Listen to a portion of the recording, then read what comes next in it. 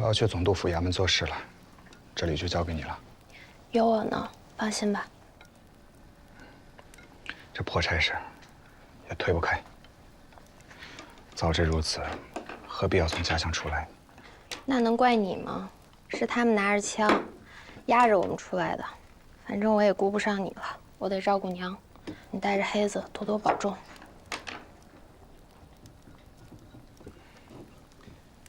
你也让老二和廖姑娘时不时过来替替你，别太累着了。莫说这样的话，老二毛手毛脚的，廖姑娘还没过门，我辛苦些不碍事儿了。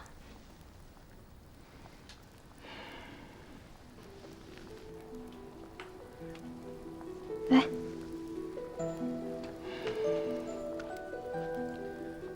我何德何能啊？有你足矣。啊？我说此生有你，足矣。什么？娘啊，我要去公干了。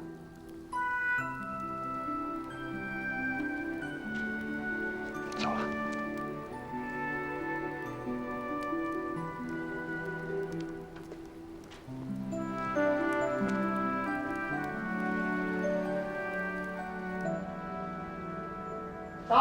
大人啊，免礼。哟，二位可算是来了。两江总督府蓬荜生辉呀。大人，家中老人病重，做子女的心如刀绞，还望大人恕罪。你们二位不来，江陵城一喜一忧啊。吴平原，我还要赏你啊！不敢，大人，不敢。秦淮河旧业尽复，果然是游人如织，客商往来甚多。金陵印书社重新刊印的《四库全书》行销天下，世子如过江之鲫。我看用不了1年，城里就会尽复旧观。这个功劳得记在你的头上，这也算是文武之道一张一弛嘛。世极从权，那都是上不了台面的法子。哎，古人说治大国如烹小鲜，这怎么能说是上不了台面的法子呢？食色性也，从这上面下手，这可是大道。正是。我们二人今日进江宁的时候，已经比去南通的时候繁华了很多，这都是大人的韬略。哎呀，行了，你也莫拍马屁。两淮盐场工会贴出单子已经快半个月了，你们2个人又不来，两淮的旧盐商住在客栈里头，每天是想着法子在这总督衙门这儿击鼓打官司，我是不胜其烦呐。哎，咱们先把话说清楚吧，给你们10天时间，捋出条道来啊！官督商办，这个“督”字我攥在手里头了。10天之内要是办不下来，2个人都带着家给我站在门口去啊！行了，赶紧走吧，可不敢耽误了你们2位聚商的时间呐。走吧。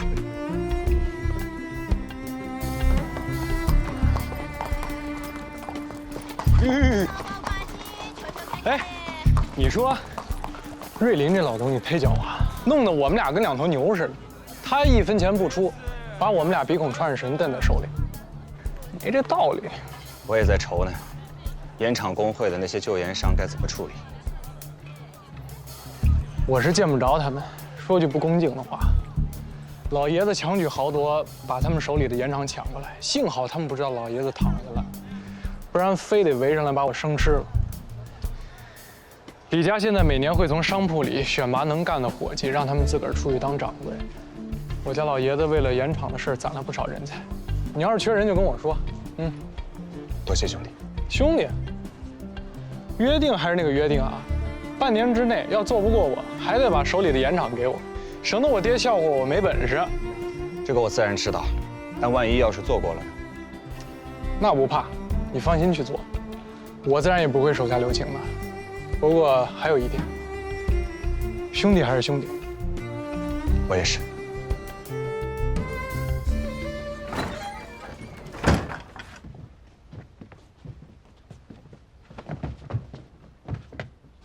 早。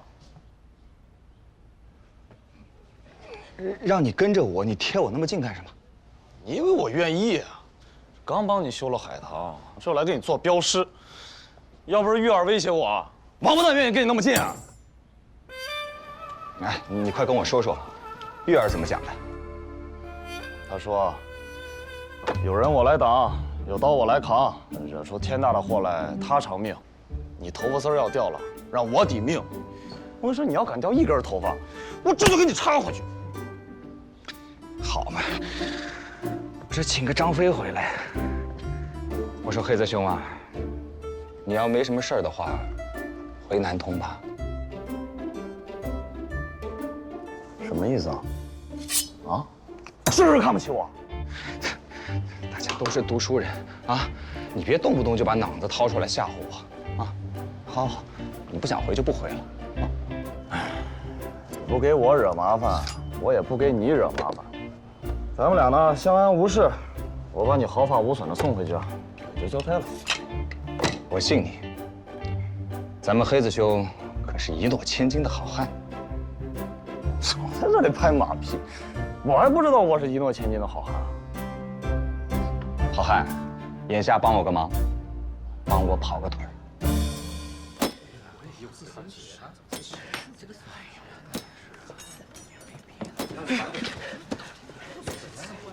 哎，我跟你们说啊，哎，我跟你们说啊，古平原、李钦这俩小兔崽子，那是要活活的把我们两淮盐商都给逼死啊！咱们得找几个两淮籍的京官，买几个杜老爷上折子，告诉他。go。那有什么用啊？现在两江地面，瑞林是一手遮天呐。那也不能这么干呀！传了200-300年的家底子，仨瓜不知俩枣就给弄没了。我想跑脑袋都想不明白，这什么时候就成了两江总督督府的产业了？地气呢？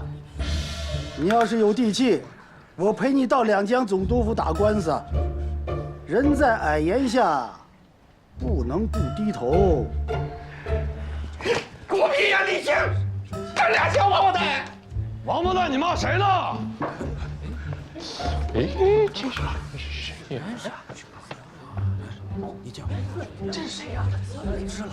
见过吗？这是盐业工会吗？啊，正是，这位英雄谁是管事儿的？那个老朽不才，上图下英你4个字的名，2个字，2个字，图英。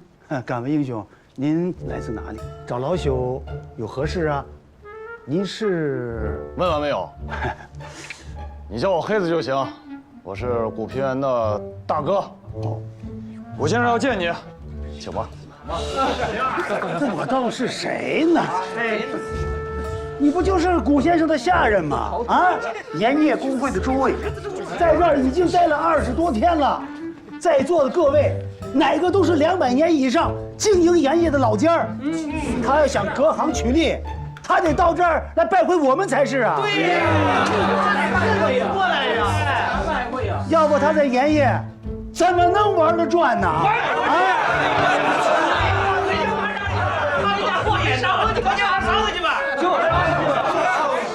回去玩呢，别走路，上去吧，回去快上去吧！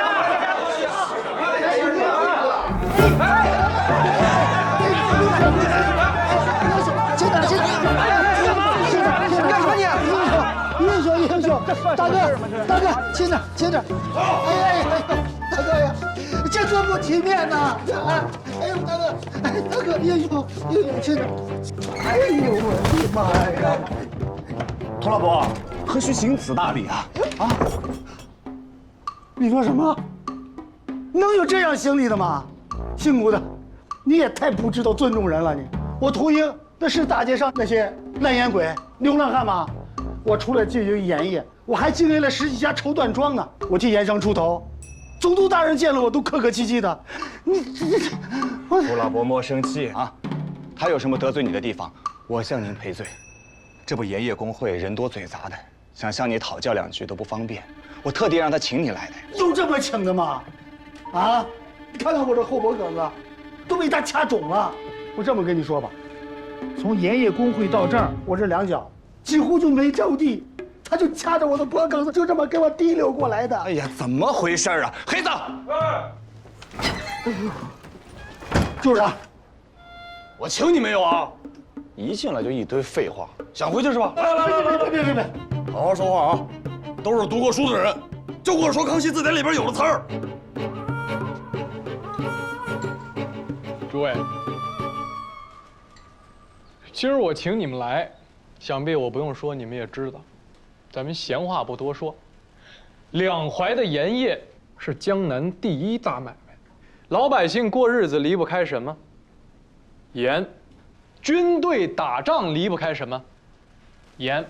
就连那战马，你半夜不给他加盐，白天冲锋的时候他也跑不快。所以拿下了盐，就是拿下了国家的命脉，是无冕之主。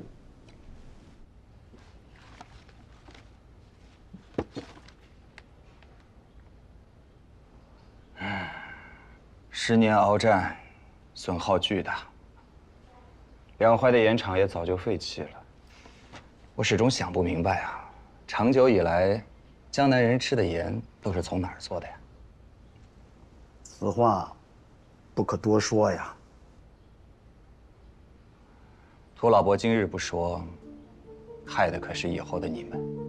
你也是知道的，我不是做盐业生意，两江总督府让我代管盐田。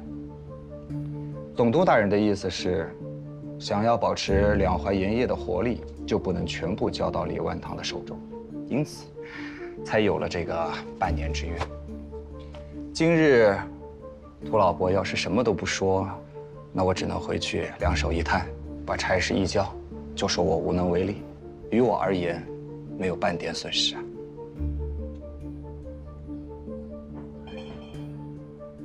两淮盐业这么大的买卖，顾东家，你说丢就丢了，谁信呢？你信也好，不信也好，家中高堂老母还昏迷不醒呢。说实话，我心如刀绞，我根本就没有闲工夫参与你们这些勾心斗角的事儿。这样，你回去以后，跟盐业工会的人说一声，到两江总督府告我一状，直接给我撤了。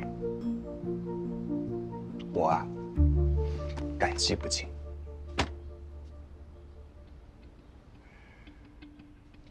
现在，老爷子把这活交到我手上，我自然不能辜负他。现在江苏、江西两省的盐政在我的手上，剩下的在两江总督府的代表古平原那儿。盐业工会那些老家伙，那对我是吵吵嚷嚷啊，等着我去求他们。但他们不知道，老爷子已经把你们给训出来了。我对你们的要求不高，不许给我掉链子，扎扎实实的做过古平原。不过你们要是没那个本事，也趁早说话。你要真把我们丢给李万堂，连他吃零食的都不够。可你们不帮我，我赢不了啊！我要是打不赢，那李万堂就会操纵盐业工会的人把我给换了，换上他自己的人。到那个时候，我拍拍屁股会安徽种茶了，你们可真的就惨了。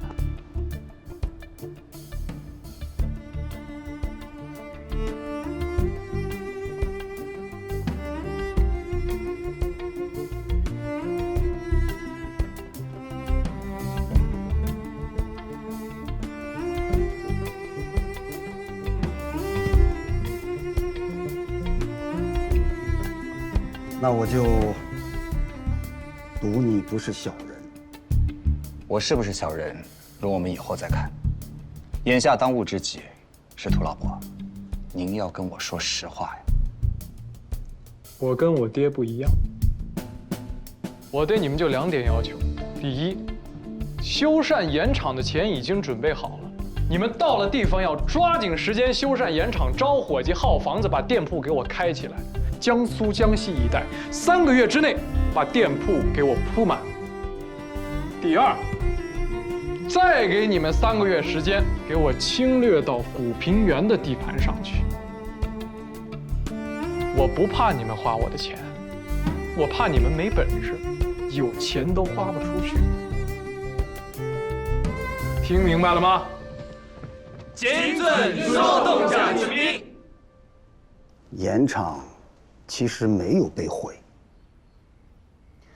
义军在的时候，我们也做生意，朝廷的做不了，我们就做义军的。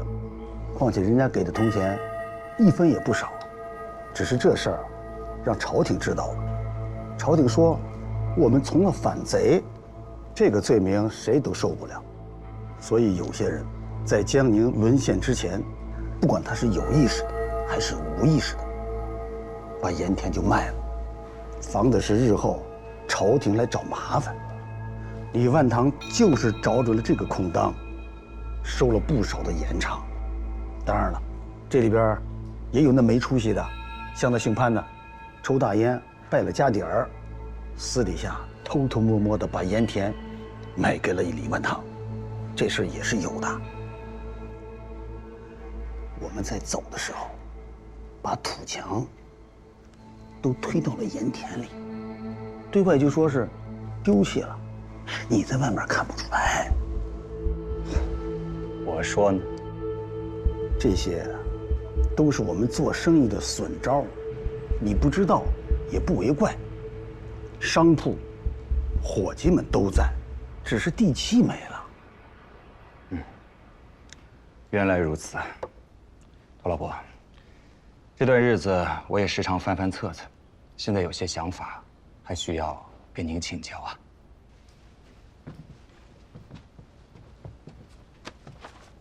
但有所命。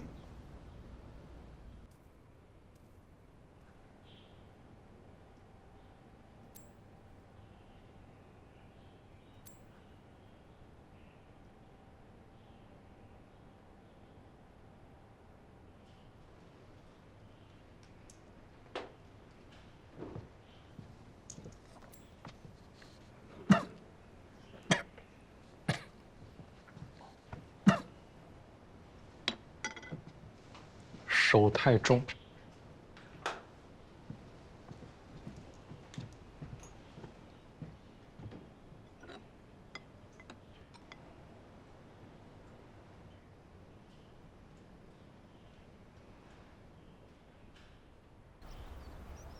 我知道诸位在想什么，大家看我年纪轻，又是个外行，怕我隔行取利是吧？或是认为我会像李万堂那样，借着朝廷的事来争抢你们的家业，对吗？既然大家心存疑虑，那不妨问出来。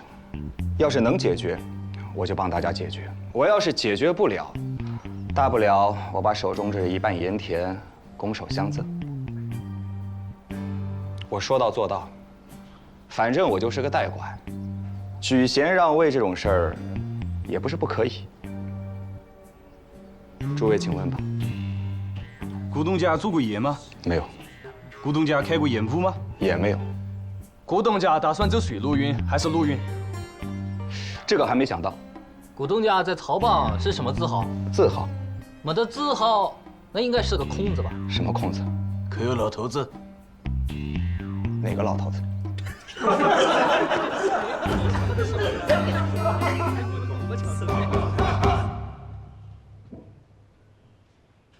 进来说。老爷病着呢，我一会儿说。你现在说了，我爹也未必能听得到。就算他听到了，现在我是少东家，让你说你就说。哎，是。还是盐场的事儿。古平原那小子叫古掌柜的，你还没那个辈分。少爷，越是跟我们竞争的敌人，我们越要尊重。古平原以一个囚犯的身份做到跟我们平分秋色，不值得你尊重吗？是。古东家那边把两淮盐场的旧掌柜和伙计们都召集到一起了。那伙人他都敢要，个个都是成了精的老狐狸。他管得过来吗？哎呀，瞧瞧你们这些啊，就是那芝麻绿豆大点出息。我说了，股东家什么都没做过，什么都没做过，怎么了？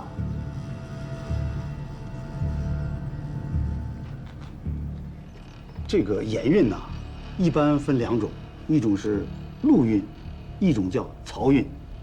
漕运就得有漕帮，历代大掌柜的都入过帮，就是说呀，你得找一个年纪大一点的，拜为师傅，这样你到任何地方就不受人欺负了。哦，你就是不在帮，你也得说在帮，行话管这个叫空子。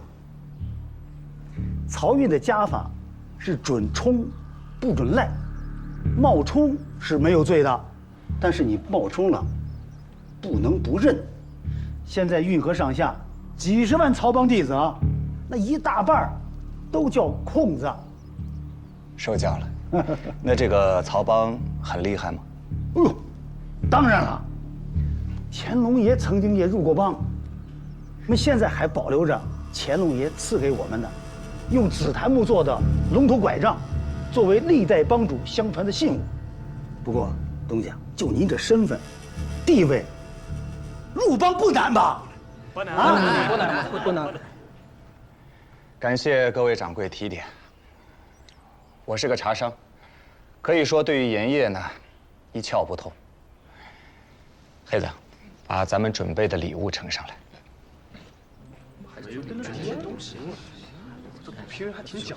这是我自家种的，叫蓝雪茶。太后赐了一个天下第一茶的美誉。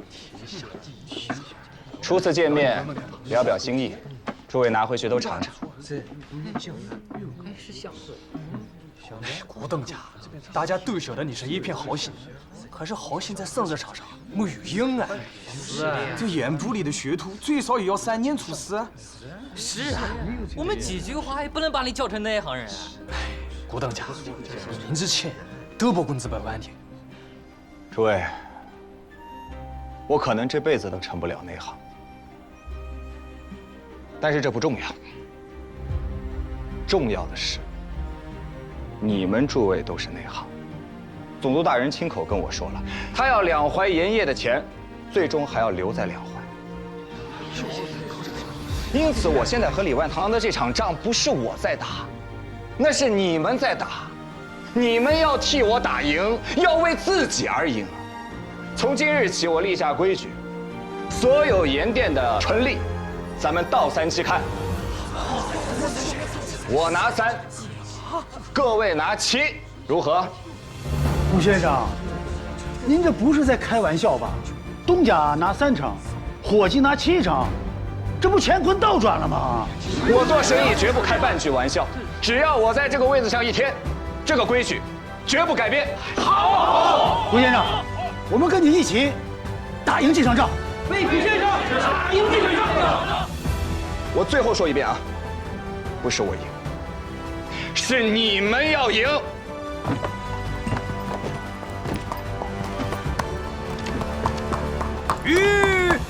无等嘉奖，再加100文，好哥。500文，咱们今天换300文一饼，马上去通知各店，不要等到天黑。是。站着。少爷，这事儿不能这么干呐！您这么拼起来，什么时候是个头啊？从盐场里出盐就300文，这一路上人吃马喂，还有这么多人力物力，没这么做生意的呀。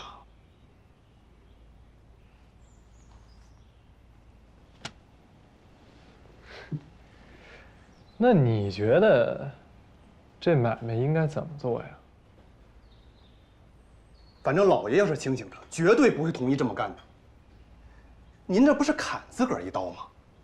开一天店，就这些人力物力，就要搭上将近10万两银子。10万两银子很多吗？那当然很多呀！您在店里边还没挣过10万两银子呢。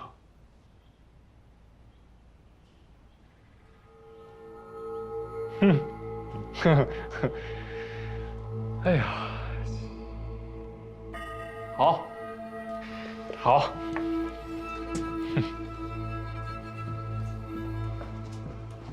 少爷，您真不能这么个拼法。少爷，咱别闹小孩子脾气。他是大外行，你也想当大外行吗？哼，我是大外行啊。可是这等老爷醒了，我可怎么解释啊？我是不是跟你说过，我爹没醒的时候我就是东家，我做生意用得着你教？而且，我要是不会，我会问你。你要是再当中央了，我就让你马上滚蛋回京师，听明白了吗？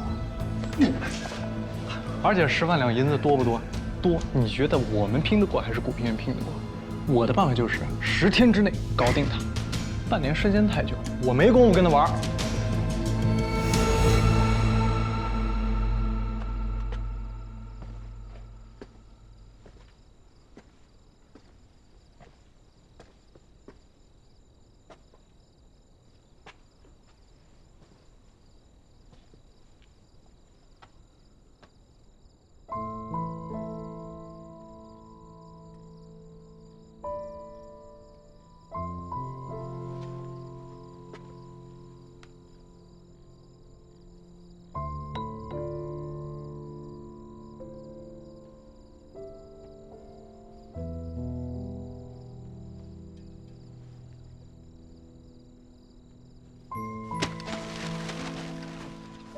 你这怎么回来也不睡上？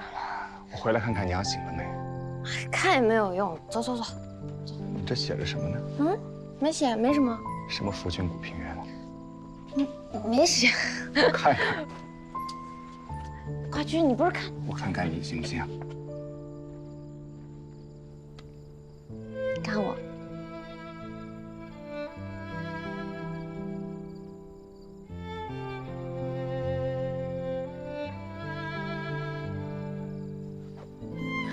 我给你做饭去，上来。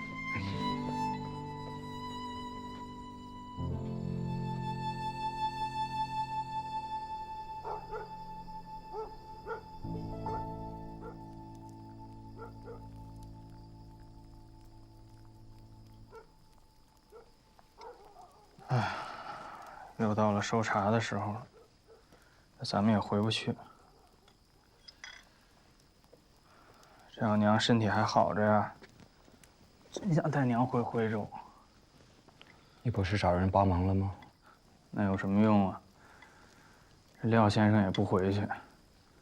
今年这蓝雪茶呀，1两都收不来。你也泡点家里的茶给娘尝尝，别让她总是喝药了。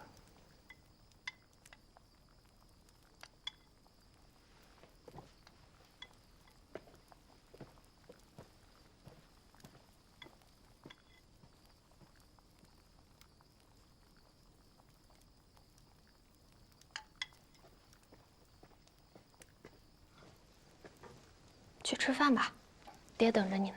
啊，让四爷操心了。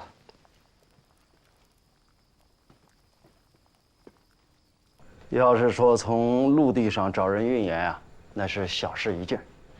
我跑了一辈子马帮，就你那点盐，一个马队啊跑3、5趟就差不多了。哎，我觉得呀，现下当务之急是盐的价格上不来。你再这么拼下去，什么时候是个头啊？我想把四川的盐给运过来。